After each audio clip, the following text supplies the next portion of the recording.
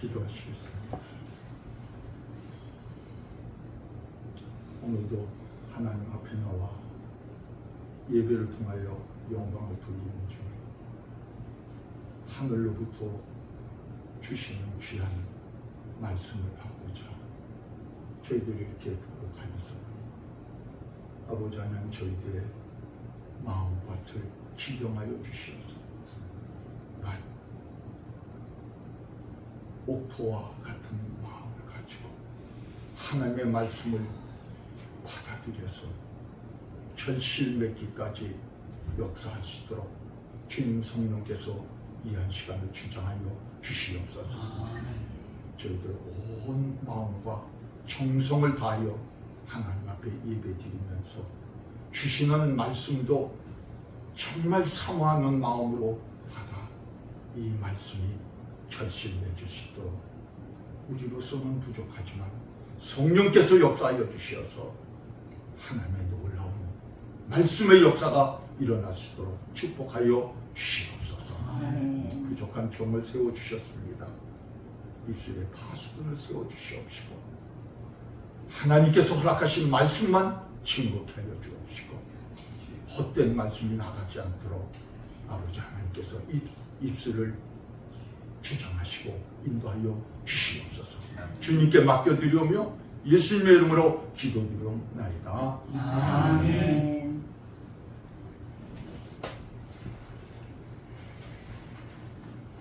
부활 후에 주님께서 만나주신 사람들이 참 많습니다. 그 가운데서 지난 시간에는 가장 사랑했던 제자 베드로를 만나주셨던 말씀을 우리가 보았습니다. 그렇게 본다고 한다면 베드로는 정말 주님을 잘 믿던 그리고 따르던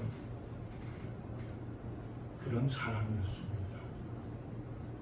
그러나 오늘 말씀드리고자 하는 또 주님의 부활 후에 만난 사람은 정반대의 사람입니다. 바로 사도 바울입니다. 이 바울은 어떤 사람이었는가 오늘 본문에서 말씀해 주고 있습니다. 1절과 2절 말씀을 함께 보시겠습니다. 사울이 9장 1절과 2절입니다. 사울이 주의 제자들에 대하여 여전히 무력과 살인과 등등하여 대제사장에게 가서 다메섹 여러 교당에 가져갈 공문을 청하니 이는 만일 그 도를 따르는 사람을 만나면 남녀를 막론하고 결박하여 예루살렘으로 잡아오려 합니다. 교회를 향한 핍박자였습니다. 예수를 믿고자 하는 자들을 전부 다 잡아 죽이고자 그렇게 혈기 같은 대로 했던 그런 사람이었습니다. 그러니까 베드로는 정반대의 사람. 베드로는 다른 사람은 다 죽을 뻔할지라도 나는 절대적으로 주님을 안 버립니다. 그렇게 따르던 제자인 반면에 이는 사도 바울은 주님을 믿는 교회와 그리고 그를 따르는 모든 성도들과 그리고 하나님의 말씀을 증거하는 모든 자들을 사도들을 잡아 죽이는 그래서 오늘도 본문에서 보신 대로 공문을 띄워가지고 합법적으로 모든 것을 권력을 이용해서 좀 핍박하려고 했던 그런 사람이었습니다. 그런데 이 사람이 변화된 모습이 오늘 본문에 나오고 있습니다. 왜요? 주님을 만난 다음에 변화된 모습입니다.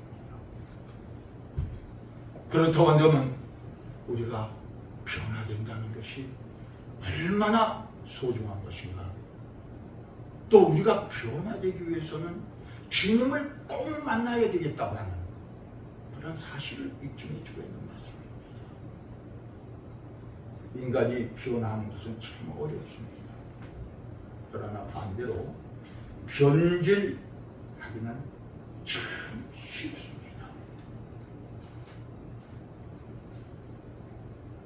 변화라고 한다면 긍정적인 뉘앙스를 가진 말이죠.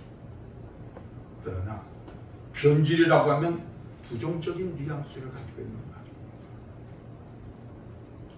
그러면 왜 변화는 어렵고 변질은 그렇게 쉬울까? 왜 그렇습니까? 우리 속에 죄악들이 있기 때문에 그래요. 우리는 죄인들이기 때문에 자칫 잘못하면 변질되기가 쉬운 거예요. 그러므로 인간이 사악해지기는 쉬워도 선량해지기는 참 어렵다는 거예요. 지식으로 인간이 변화가 된다고 한다면 아마 이 세상이 벌써 천국이 되었을 거예요. 얼마나 지금 지식이 고도화되어져 있습니까?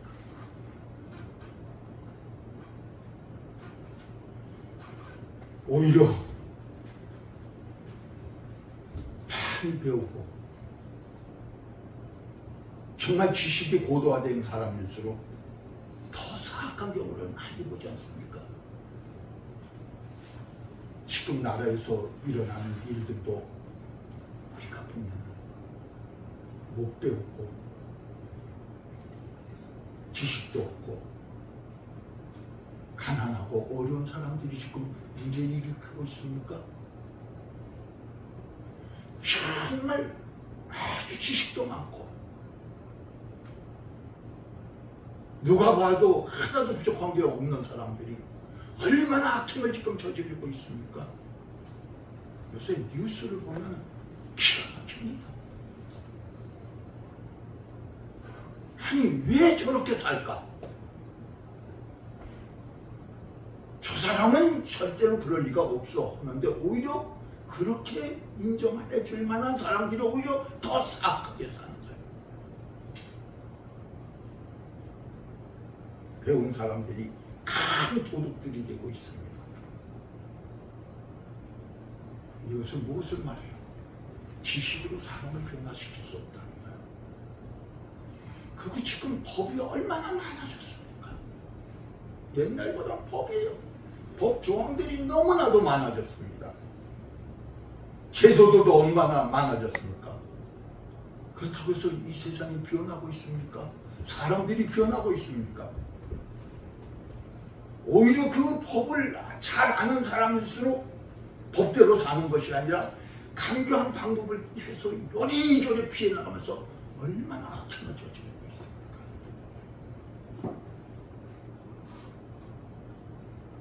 이런 이야기가 있습니다. 어떤 사람이 배운 게 없어서 돈을 좀 못 번다면서 좀도둑 노릇을 했습니다. 그러다 보니 잡혀서 교도소에 들어갔습니다.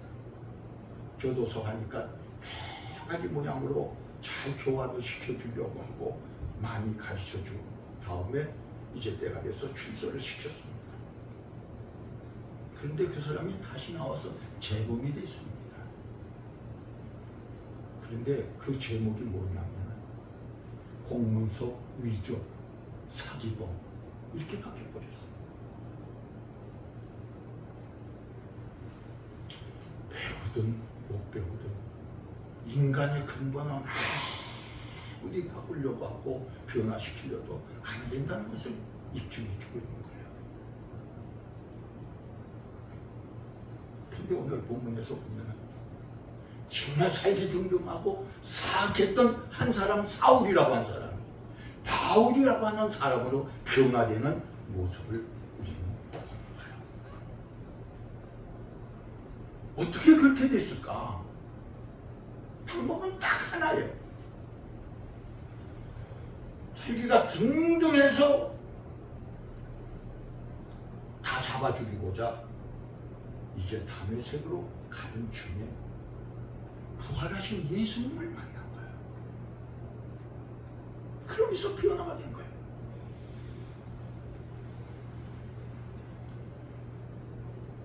오늘 우리는 과연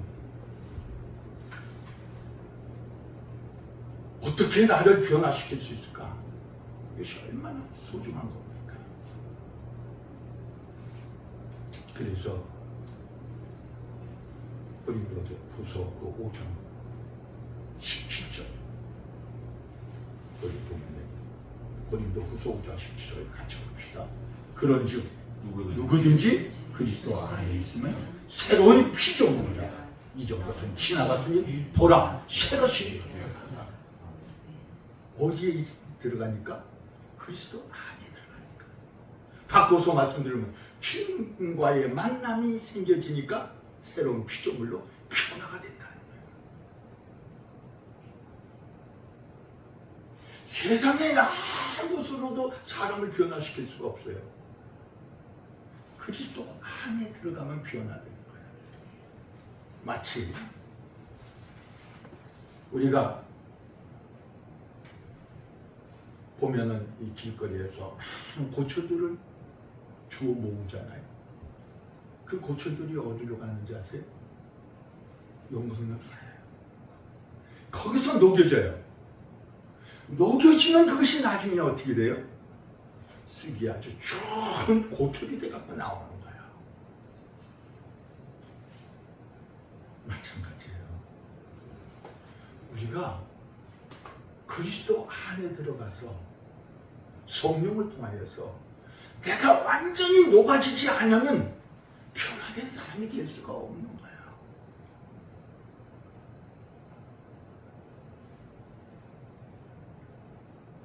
중요한 것은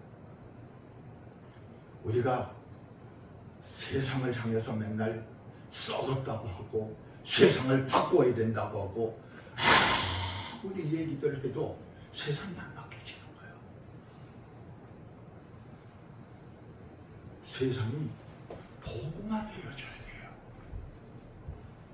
그래서 그리스도 안으로 들어와야 그 모든 불순물들이 다 그리스도 안에서 용광로에 들어간 그 고철과 같이 거기서 불순물이 다 제거될 수가 있는 것이지 그냥 되지가 않는 거예요. 그래서 교회의 사명은 뭐냐? 세상이 썩었다고 해서 썩어진 세상 오고 외쳐야 되는 것이 아니라 한 사람 한 사람 모든 교회에서 자꾸 교회 안으로 그 썩어졌다고 하는 사람들 끌어들여야만이 그 사람들이 교회 안에 와서 변화가 되어야 사울이 바울이 변하는 것처럼 변화가 되는 것이지. 그래서 세상이 변화가 되는 것이지 내가 외친다고 해서 되는 건 아니야. 물론 영향력은 있겠죠. 근본적으로는 안 되는 거예요.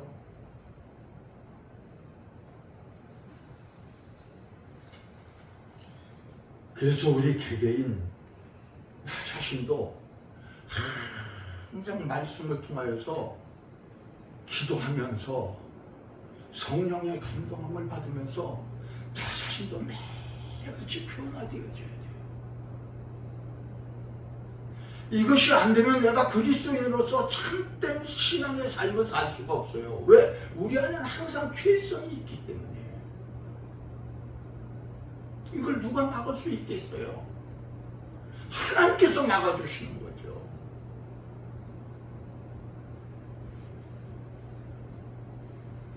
만일 인간이 예수님을 만나서 변화되지 않으면 그저 죄인으로 살다가 결과적으로 죄인으로 허무한 인생을 마치게 되는 거예요. 그렇게 되면 마지막엔 뭐예요? 계시록에 있는 대로 불심판 받고 끝나는 거예요. 그게 성경의 말씀이에요. 그게 성경의 말씀이에요.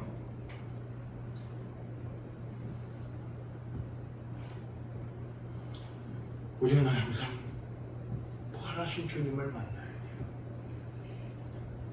그분을 만나야 그분을 통해서 나 자신이 변화되어지는 거예요. 이미 저와 여러분은 예수 그리스도를 부활하신 예수 그리스도를 만났기 때문에 오늘 이 자리에 있는 거예요.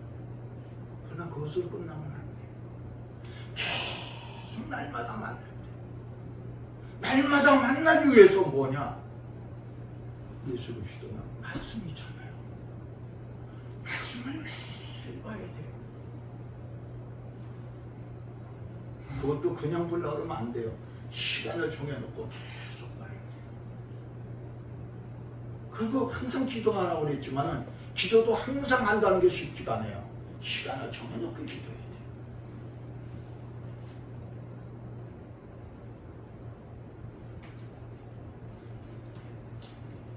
이 부활하신 주님을 만나기 이전에 사도 바울 1절과 2절에서 말씀하시되 그는 살기둥둥하고 아주 흉악한 인간의 모습이었습니다.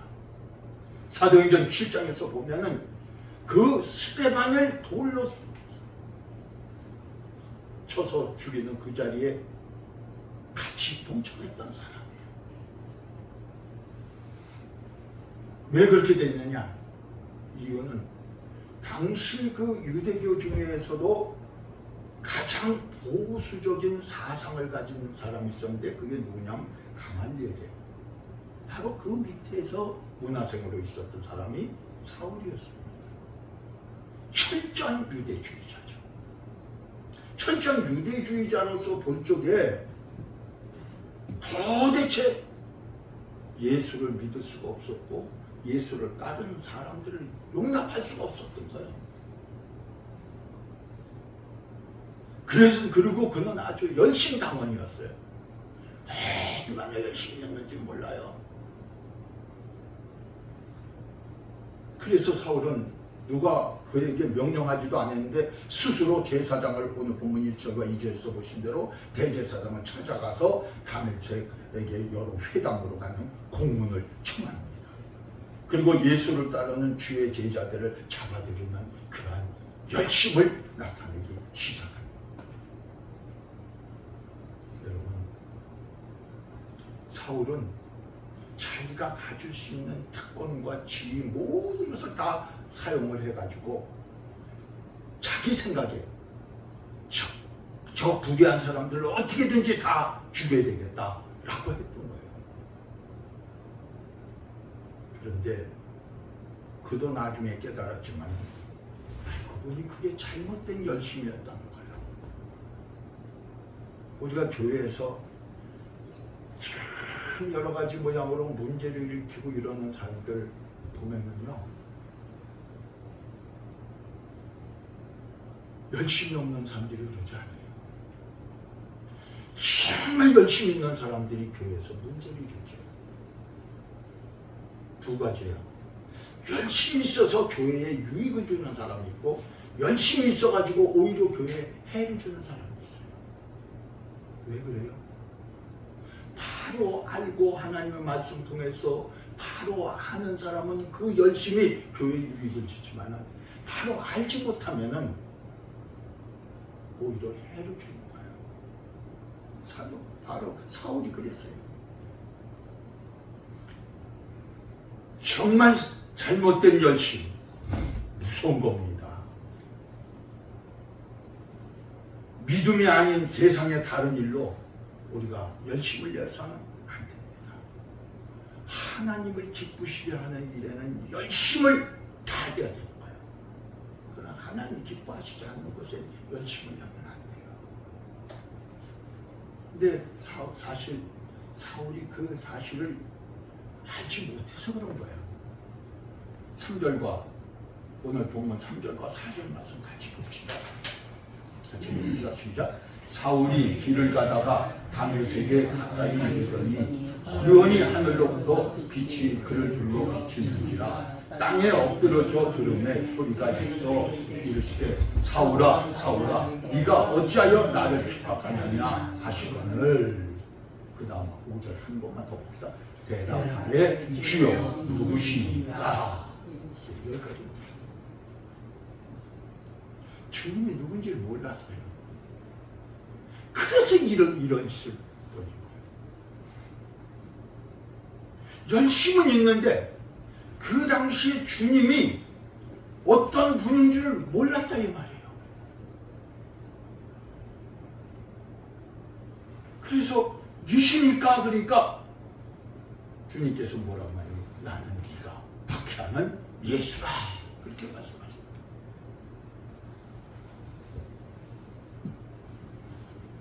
이 예수가 누군지를 모르니까 그렇게 그는 아주 교회 핍박자가 되고 말았던 거예요.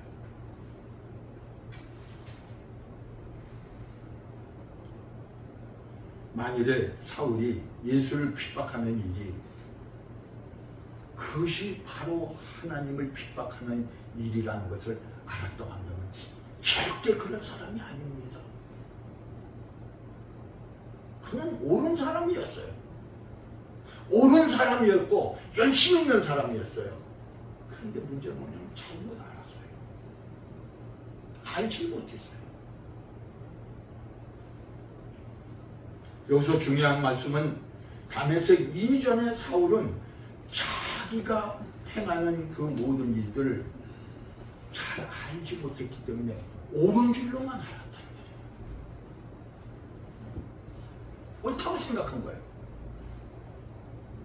그래서 믿는 사람들을 잡아다가 옥에 가두거나 스데반 같은 사람을 돌로 쳐서 죽이는 일을 마땅하다고 생각한 거예요.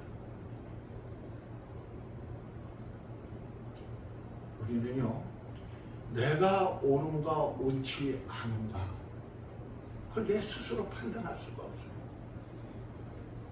그래서 우리는 항상 어디에다가 갖다 맞춰봐야 돼요?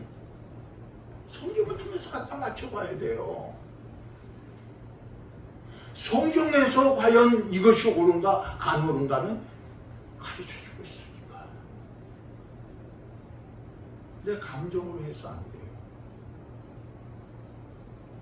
내 감정으로 해서 안 돼요. 하나님의 말씀대로 해야 돼요. 그리고 내가 항상 옳다는 생각을 버려야 돼요. 내가 옳다는 생각이 뭐냐면 바로 교만이에요. 그냥 하나님은 교만한 자를 항상 물리치시고 대적하신다고 그랬잖아요. 내가 아무리 옳다고 생각했어도 하나님의 말씀에 비추어서 본 적에 옳지 않으면 옳지 않은 거예요. 이게 중요한 겁니다. 저나 여러분이 항상 이것을 항상 생각해야 돼요. 그래서 사도 바울이 나중에 이제 그렇게 하다가 주님을 만난 후에 바뀌어진 것이 뭔지 알아요?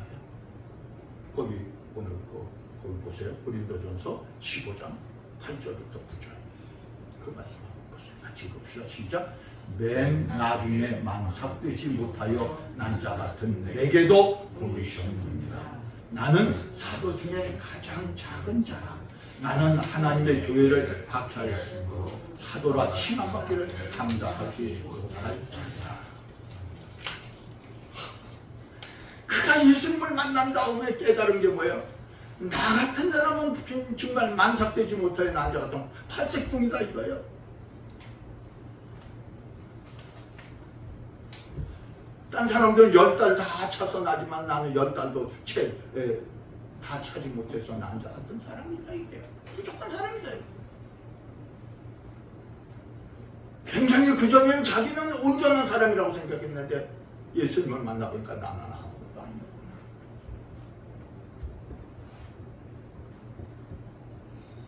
그리고 사도 중에서는 자기가 그래도 최고라고 생각을 했던 거예요. 왜? 특별히 예수님을 만나기 전에는 가말리엘 문화에서 교육을 엄청 잘 받았기 때문에 나를 따라올 자가 누가 있어? 나만큼 율법을 아는 사람이 누가 있어? 그래서 자기는 굉장하게 생각을 해서 사도 중에서도 자기는 가장 큰 자라고 생각했는데 예수님을 만나보니까 가장 작은 자라는 거야. 만나고 보니까 아니었다는 거예요. 더더구나 알고 보니까 내가 하나님의 교회를 핍박하는 자였어. 그럼 내가 어떻게 이 사도라고 칭함을 받을 수 있겠어? 이렇게 못된 사람이. 그러면서 고백하는 거예요. 그게 뭐냐면 바로 부활하신 예수님을 만난 다음에 변화된 그의 모습이에요.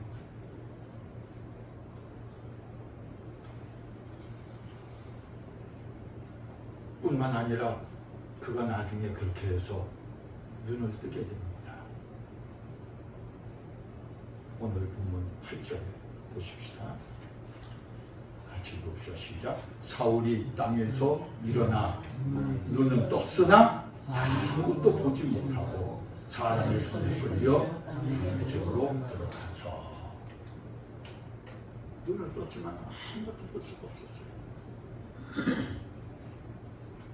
부활하신 주님을 만났지만 아직 눈을 못 뜨고 있는 거예요. 근데 여기 중요한 거 하나 더 있어요. 그 7절의 말씀을 보십시다. 시작. 같이 가던 사람들은 소리만 듣고 아무도 보지 못하여 말을 못하고 서 있더라. 저 이 말씀 두 가지를 한번 비교해볼래요. 하나는 눈을 떴는데도 보지 못하고 있었고, 분명히 하나님의 음성이 들렸는데도 듣지 못한 사람들이 있었던 거예요. 저는 이 두 말씀을 보면서 오늘 우리의 모습이 어떤 모습인가 하는 거예요. 내가 눈이 떴어도 하나님의 그 모든 것을 보지 못하고, 내가 뭔가 지금 듣고 있어도 말씀을 듣고 이렇게 하나님 음성을 듣는다고 하면서도 그 말씀을 깨닫지 못하는 거예요. 그러니까 어떻게 해요? 그냥 이렇게 어떻게? 그냥 어떻게 하고 있어요? 말을 못하고 서 있더라. 한번 멈춰. 우리 신앙인 가운데서 내 모습이 혹 이러지 않을까 하고 우리는 자신을 생각해야 돼요. 내가 맨날 설교를 듣는데도 뭔 말하는 건가? 또 여러 가지 이 세상에서 되어지는 일들, 뭐 교회 안에서 이루어지는 일들, 뭐 이런 거 여러 가지를 보면서도 뭐야 저건?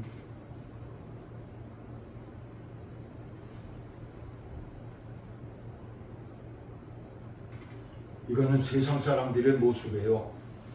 우리의 모습이 되어서는 안 됩니다.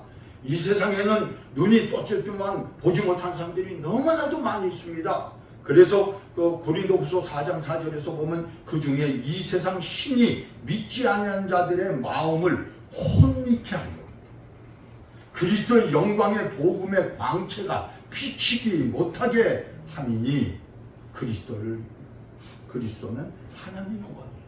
하나님의 영광을 보지 못하는 거예요. 왜? 이 세상 신, 이 세상의 마귀가 자꾸 우리의 눈을 가리고 머리를 혼미하게 만들어가지고 하나님 말씀대로 들어도 깨닫지 못하고 보아도 알지 못한 사람들이 되는 거예요. 이건 세상 사람들이에요. 그러나 우리는 하나님께서 우리를 택하여 주시고 우리를 하나님께서 특별히 은혜 주셨어요. 그리고 성령을 보내주셔서 우리로 알게 해주시고 깨닫게 해주셨어요. 그리고 성경 말씀을 주셔서 이 말씀 속에서 모든 것을 깨닫고 알 수가 있는 거예요. 사울이 예수를 핍박하고 주님의 제자들을 핍박하고 모든 성도들을 핍박한 것은 예수가 하나님으로 보지 못하고 그를 그저 사람으로만 봤기 때문에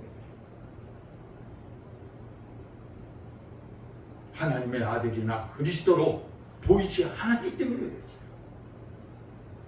그러므로 사울은 예수를 따르는 자들을 핍박할 수밖에 없었고 율법으로 정해서 감옥으로 보낼 수밖에 없었던 거예요. 그러나 그가 부활하신 예수님을 만난 이후에 달라지는 겁니다. 그것이 부활하신 예수님을 만날 때 어떤 일이 일어나는가요? 하늘로부터 큰 빛이 내리는 거예요. 하늘로부터 큰 빛이. 그래서 3절에서 보시면 다메섹에 가까이 이르니 호련히 하늘로부터 빛이 그를 둘러 비치는지라. 이 빛은 바로 하나님이거든요. 하나님은 빛이시라 그랬잖아요. 또 예수님 뭐랬어요? 나는 생명의 빛이라고 했잖아요. 빛이 둘로 비치는 거예요.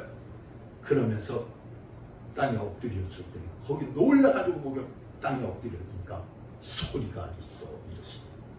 하나님 음성이 들린 거예요. 우리는 예수님을 만나서 하나님의 음성을 항상 들어야 돼요. 오늘 저와 여러분들이 이 자리에 온 것은 하나님의 음성을 듣고자 온 것이에요. 어느 목사 음성 듣고자 온 거 아니에요. 그리고 또 한 가지 아까 그 말씀 더 얘기할게요. 똑같이 들렸는데 사도 사울만 그 음성을 들은 거예요. 다른 사람 못 들은 거예요. 혹시 이 예배 시간에 하나님의 말씀을 못 듣는 사람들이 있으면 그 불행한 거예요. 그러나 여러분들은 하나님의 말씀을 다 듣게 된 줄로 믿습니다. 그리고요, 한 가지 또 중요한 것이 있는데, 사울과 예수님이 이제 대화를 나누잖아요. 그때 네가 나는 누구십니까? 그러니까 네가 핍박하는 예수라, 그렇게 말씀하시잖아요. 그랬을 적에 그가 깨닫고 나서 한 일이 무엇이냐는 거예요. 한 일. 우리가 오늘 말씀 듣고 깨달았어요. 그럼 해야 될 일이 뭐냐는 거예요. 말씀 그냥 주어지는 게 아니에요. 말씀 들었으면 행해야죠. 그래야 산 믿음이 되는 거죠. 그래야 살아있는 말씀이 되는 거죠. 행하지 않으면 죽은 믿음이고, 행하지 않으면 죽은 말씀이에요. 제가 아무리 여기서 유창한 언어를 쓰고 뭐 해서 여러분들에게 말씀을 잘 전했다고 해도 여러분들이 그 말씀을 실천하지 않으면 그건 죽은 말씀이 되는 거예요. 보세요. 그가 어떻게 했는가? 그 18절부터 20절 말씀까지 9장 그 18절부터 20절까지 이어지는 말씀 그 같이 보자. 시작. 즉시 사울의 눈에서 비늘 같은 것이 벗겨져 다시 보게 되니라. 일어나 세례를 받고 음식을 먹으며 강건하여집니다. 사울이 다메섹에 있는 제자들과 함께 며칠 있을새 즉시로 각 회당에서 예수가 하나님의 아들이심을 전파하니. 완전히 바뀌어진 거죠. 벗겨졌어요. 눈에서 비늘 같은 것이 벗겨지니까 다시 보게 됐어요. 비로소 이제 본 거야. 보고 보니까 아이고 내가 잘못 알았구나. 하나님의 아들 바로 예수가 하나님의 아들이었구나. 그래서 이 회당에 가서 증거하는 거예요. 근데 이 당시 여기 와서 하나님의 아들이라고, 예수가 하나님의 아들이라고 하면 죽는 일이에요. 그런가 안 그런가 보세요. 자, 가서 봅시다. 24절 말씀이에요. 아니, 23절과 24절 같이 봅시다. 시작. 여러 날이 지나매 유대인들이 사울을 죽이기를 공모하더니 그 계교가 사울에게 알려집니다. 그들이 그를 죽이려고 밤낮으로 성까지 지키고. 죽는 일이에요. 그런데 예수는 하나님의 아들이라 증거한 거예요. 이 신앙에는요, 신앙생활은 용기가 있어야 돼요. 용기가 없으면 신앙생활 할 수가 없는 거예요. 비겁한 자가 되고 마는 거예요. 죽음을 무릅쓰고 그는 복음을 전하였던 거예요. 그래서 25절에 보면 그의 제자들이 밤에 사울을 광주리에 담아 성벽에 달아내느니라. 정말 그가 죽음의 위기 가운데서도 예수 그리스도를 증거했던 모습을 봅니다. 그것은 단 한 가지예요. 예수는 하나님의 아들이다. 저와 여러분들이 증거해야 될 문제가 뭐냐면 예수는 하나님의 아들입니다. 그래서 예수를 믿으면 당신들이 구원받아 천국 갑니다. 이건 증거해야 돼요. 사람을 증거하지 말고 예수는 하나님의 아들입니다. 그래서 구원받아 천국 갑시다.